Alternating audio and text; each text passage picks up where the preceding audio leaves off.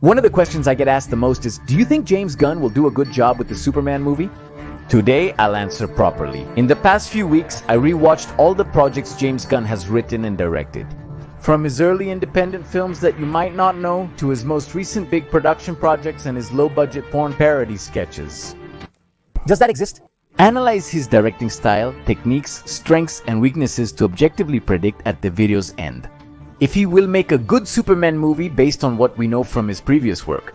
So get ready, because today we're going to take James Gunn's films very, very seriously.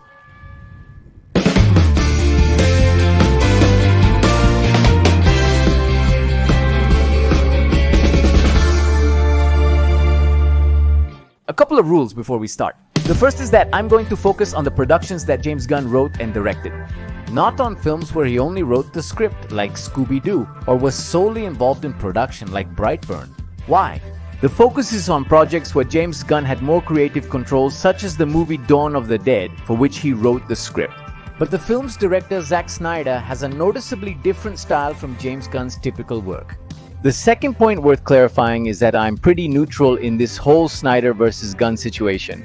I appreciate Snyder's work with Detective Comics, but I understand the criticism and can see the inconsistencies. He gets upset, but he does see them. On the other hand, I love Gunn's work on sagas like Guardians of the Galaxy, and I'm excited about what he's shown with Superman. However, there are aspects of Gunn that I dislike, such as a particular style of humor present in Creature Commandos. And while one of his first movies, which really isn't very well known, it must be one of the worst things I've ever seen in my life. But we'll get to that point as we analyze his work. It's important to note that James Gunn has a distinct style of writing and directing, evident from his earliest works. One obvious characteristic of his work is that he loves working with similar casts. For instance, in his debut film Slither, which involves a space parasite infecting people, we see some pretty familiar faces associated with the director, like Michael Rooker, whom we know best for his role as John Doe.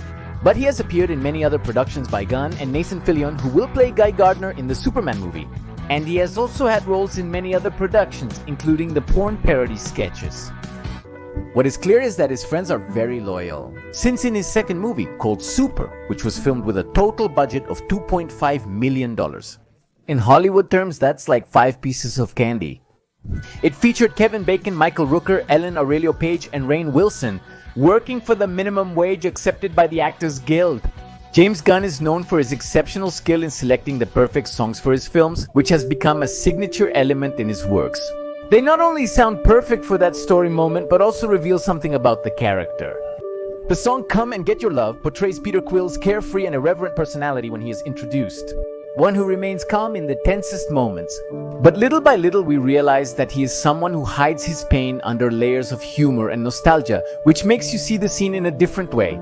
The same thing happens with People Who Die in the opening of The Suicide Squad, a song that emphasizes this normalization of violence and desensitization to death that Amanda Waller and her team feel. And Gunn takes advantage of this ability he has to make us feel the emotions the movie needs. John Doe's funeral was one of the most emotional moments in the Marvel Cinematic Universe. Thanks to the use of Father and Son by Cat Stevens, a song that talks about that special bond between father and son. But my favorite musical moment from Gunn is the scene where Peacemaker plays Home Sweet Home on the piano. Here, Chris's roughness and toughness clash with the delicate notes of the piano, which feels like a moment of deep introspection from one of the most violent characters in the Detective Comics universe. A space where, through music, Peacemaker seems to reflect on his past and the decisions that have led him to where he is. And this is when we have to talk about another of the most important points in James Gunn's films, which is that he loves to present heroes who break the mold. Most characters James Gunn presents are criminals, outcasts, and broken individuals, who in theory shouldn't be heroes but eventually end up becoming them. In Guardians of the Galaxy, the main characters are flawed individuals uninterested in heroism. Peter, a thief, couldn't recall the name of the girl he was just with in the opening scene. Rocket and Groot were bounty hunters, and Drax and Gamora had a personal quest for revenge. However, they are forced to cooperate and save the universe because no one else seemed to be in a position to do it. The Suicide Squad. Does this take it a step further? Because these are convicts who are forced to carry out actions for the government. However, at one point, these criminals decide to do the right thing and sacrifice themselves for the greater good. Over time, these characters, like the Guardians, change. Many go through a path of redemption, transforming from reluctant or circumstantial heroes to true heroes. Or we can also talk about Peacemaker, a violent nationalist who eventually manages to awaken a conscience and be able to face his mistakes. Despite their flaws, these characters become heroes when the situation calls for it. It's as if Gunn is telling us that heroism can come from anywhere. But if his characters are imperfect and Gunn seems to enjoy this gray area, what is there between heroes and anti-heroes? So what does he think about characters like Superman? Imagine a James Gunn superhero film starring The Office's Dwight, Elliot Page, and Kevin Bacon. That's how the movie Super from 2010 was, and it is. Weird. This low-budget movie tells us about a guy named Frank who's obsessed with two moments in his life. The day he got married and the day he told some cops, "Where can you find a thief?" The premise of the movie is that Frank is a total loser and his wife leaves him to go with a dealer. Frank, after a religious epiphany where he feels touched by God, represented here by an alien with phallic tentacles, similar to the ones you see in... Where, Dad? Where? In James Gunn's first movie, Slater sets out to fight crime and win back his wife, armed only with his courage and a wrench. Stilson. Because there wasn't much ingenuity or money either. But here's something interesting. In this film, the classic heroism we see in characters like Superman is represented by a Christian superhero called Holy Avenger, who is considered a joke by everyone except Frank. This is because Frank is portrayed as a clumsy, naive character, and he was kind of an idiot. The movie effectively critiques superhero cliches and the notion of perfect morals, but is it actually a good film? The movie, it's one of the worst movies I've ever seen in my life. Right now, when we get to the James Gunn humor section, we'll talk about that. But if you notice, the message is consistent with what we've seen in Gunn's movies. Because most of his protagonists stray from the perfect hero stereotype and instead tend to be flawed characters who eventually find a path to redemption. Interestingly, James Gunn gets to make a movie about Superman, the most classic hero ever. So we'll have to see how Gunn approaches a type of character and perspective he's never had to face before. What he definitely has going for him is that James Gunn is great at making us feel empathy for his characters. And not just with those main characters he develops over time, like Rocket, whom he developed over the course of 3 movies. But he's also able to achieve the same result with supporting characters who initially didn't have emotional story arcs, like Yondu. A case that really impressed me because in the first movie he basically introduced him as an antagonist. An obstacle to overcome that we didn't feel anything for. But in Guardians Vol, in 2, Kong's fatherhood subplot with Peter ended in a very emotional way. In fact, many comments on the internet claim that his death felt sadder than Superman's in Batman v Superman. I adore Batman v Superman and Superman, but honestly, John Doe's death affected me more emotionally than Clark's. Save this video because later you'll see that I said it. However, I also have to say that sometimes I feel like Gunn overuses this resource. A very clear case for me. We see it in the series Creature Commandos, where each of the characters has their emotional moment specifically designed to make us shed a tear. From government issue robot to Dr. Phosphorus. At this point, it feels like emotional manipulation or blackmail, and that's where I stopped liking it. Which, to top it off, in this series, I feel like it doesn't lead anywhere. Narratively, it feels like Gunn is taking the easy way out with the typical emotional story. That's when I feel it's not okay. We'll definitely have very emotional moments in the Superman movie. And I think we can all be sure that at least one will have to do with crypto. In fact, James Gunn uses animals in his movies in a very particular way.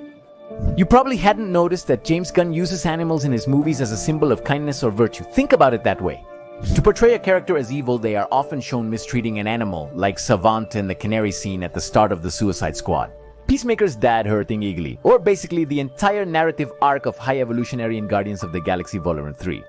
And, on the other hand, when he wants to show you that a character has a good heart, we see him bonding with an animal, such as Bloodsport's connection with the rat or Peacemaker's bond with Eagly. And Adam Warlock with this unknown object. It's as if, for him, animals have the ability to see beyond these characters' past criminal actions and perceive a latent heroism. In fact, the last heroic act of the Guardians of the Galaxy, a team originally made up of criminals and bounty hunters, was precisely to save a group of animals from a ship about to explode. Let's remember that they had already saved all the children and crew from that ship, but it wasn't until they also saved the animals that the act of heroism was fully accomplished and the redemption arc of these characters was completed. That's why I feel that Krypto will be an extremely important character in Superman's story, because I feel that Gunn will do it to represent the emotional purity of the Man of Steel. And there's even a possibility that Krypto will be the link between this movie and the Supergirl film, which will be based on a comic where Krypto... What happens to Krypto? Dad? No, nothing. I'm just saying that in the comments they've already said what happened to Krypto in that comic. I just uploaded a free infographic on my Instagram about James Bond's perception of heroes throughout his filmography. We upload 3-4 original videos weekly on topics not covered here. I recently discussed Mr. Beast's Mexico controversy, the El Eternauta series, and a censored Seth Rogen joke. We're creating geek culture infographics and would really appreciate your follow to support our efforts in delivering quality content. So, when the video ends, can you go follow me over there? Hey, when the video ends. Another defining trait of Gunn, particularly since Guardians of the Galaxy, is his skill in creating character ensembles that work exceptionally well together. This trend is evident in the Suicide Squad and Peacemaker. It's worth noting that by doing this, he essentially disregards the rules, the canonical personality these comic characters have, since it modifies the canonical characteristics of these characters and makes them compatible so that they become interesting to watch on screen. And above all, it makes them work really well together. He expertly uses a technique of applying it to characters that are largely unknown, which I find acceptable. I think his take on Peacemaker is far more unique and engaging compared to the comic book version. Note that this technique doesn't work with well-established pop culture characters like Superman, Lex Luthor, or Lois Lane. People already know what they're like, which is why I included other superheroes in the Superman movie. Guy Gardner, Hawkgirl, Metamorpho, and Mr. Terrific are present to make this ensemble team entertaining to watch. They're the way Gunn intends to make the most of his skills, without compromising characters like Superman. This is smart as it allows Gunn to play to his strengths without venturing into completely unfamiliar territory. Another controversial characteristic of James Gunn is his style of humor. Have you noticed that a lot of characters in James Gunn's movies act weird? As if they were trying to bring that comic book expressiveness to the screen, as if they exaggerated everyday situations. As if the membrane between reality and the party, as if they were idiots. Yes, but there's a reason for it. James Gunn often directs his actors to use a farcical tone, as it suits the type of story he tells. Drax's lines sometimes seem ridiculous, but Gunn juxtaposes this with the character's tragic backstory of losing his family. He swiftly transitions us from comedy to drama. I'm very hideous. Are you excessively horrifying? Yes. These springs remind me of the time I took my daughter to the forgotten lakes of my planet. And the other way around, also from drama to comedy, which makes his movies feel like a roller coaster of emotions, where the sad and funny scenes balance each other out. So you leave the movie with this feeling of, I got emotional, but I also laughed, which I think people love. In fact, he's not the only director who does this. Wes Anderson's movies also feature exaggerated performances. It's worth noting that while James Gunn's style appears well controlled today, this wasn't always the case. For example, in Super, many characters apparently have this acting style, but the theme, the premise, and some situations seem to confuse the viewer.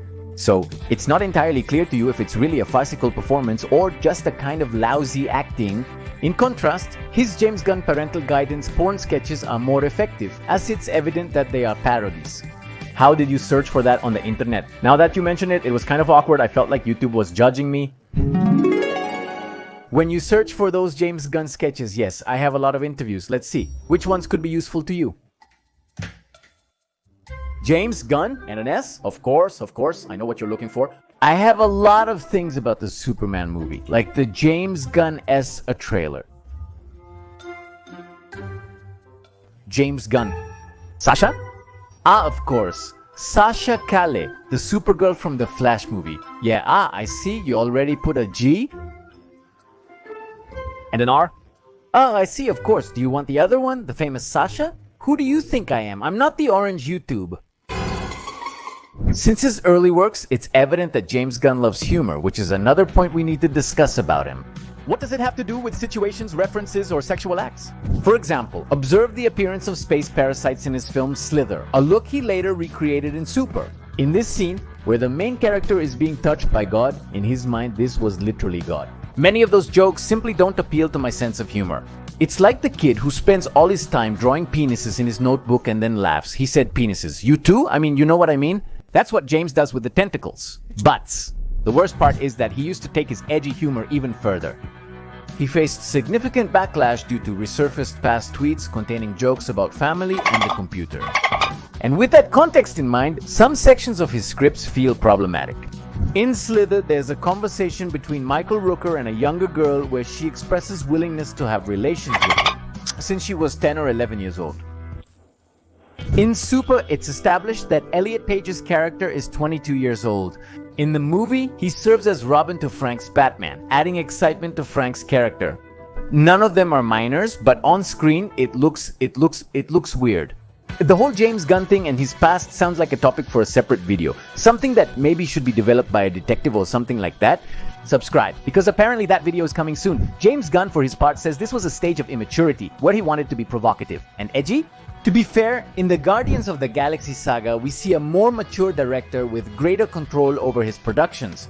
And how far does he take the humor? What I really don't know is how he went from these porn parodies to Disney telling him, sure, I'll give you the keys to this multi-million-dollar franchise. I guess it's one of those Hollywood cases where someone fails upward. I guess this maturity is also because Disney didn't give him free rein in Guardians of the Galaxy, and Gunn knew he had to stick to certain rules and a certain tone, so that it could work within the Marvel Cinematic Universe. Because honestly, even when the studio doesn't limit him, he has a certain edgy sense of humor that honestly, I don't like. Similar to Creature Commandos, Warner will likely closely monitor Superman, which is good because James Gunn works better under such oversight. Despite his provocative past and adult humor, he excels at making family-friendly productions as seen in the Guardians of the Galaxy Holiday Special. And he's also great at portraying heroic, epic moments, where the action and emotions reach a climax that makes you feel like the whole movie was worth it. A characteristic that he could really take advantage of in the Superman movie. So with all this in mind, we have to ask ourselves, based on his previous work, will James Gunn make a good Superman movie? Here's my honest take. I've enjoyed all his productions from Guardians of the Galaxy onwards, with the exception of Creature Commandos. Although his earlier work, honestly, I find terrible. But well, Shao just found it easy. I believe he has matured as a director and now effectively blends humor, emotional scenes, and action in his films, in a way that makes watching his movies feel like a complete cinematic experience. However, it's important to note he's never played a character like Superman. Gunn typically discusses anti-heroes and imperfect characters, showing their redemption journey, which differs greatly from discussing Superman. The only time he played a classically moral hero in his career was as a parody through the Christian superhero Holy Avenger. On the other hand, Gunn often uses sexual references and edgy humor to make people laugh, something that I don't think would go very well with Superman, but I doubt he would use it. But it should be noted that he has also shown us that he is very good, with more family-friendly themes, balancing the cheesy moments with humor well, making the story just right. James Gunn hasn't tackled a character like Superman before, but when Disney gave him the keys to the billion-dollar Guardians of the Galaxy franchise, we hadn't seen that either. He hadn't really done anything great with his career before that, right? And even so, he pulled it off and turned this group of rejects, unknowns, and outcasts into the best Marvel Cinematic Universe trilogy. Can he do the same with Superman? Despite his weaknesses, I believe that right now Gunn has the talent, the knowledge, and the maturity to pull it off. Now we wait until July to see if I have to eat my words. Gunn, please don't let me down. Please don't do it. He got really upset with Justice League. For about a month, he kept complaining and complaining and complaining. The James Gunn and Heroism infographic is already posted on Instagram. Check out these other videos related to the new Superman movie. If you enjoy this content, follow me as we take pop culture very seriously here. That's all for today. I'm Gio the Geek Monitor. Keep looking beyond the obvious. Thanks.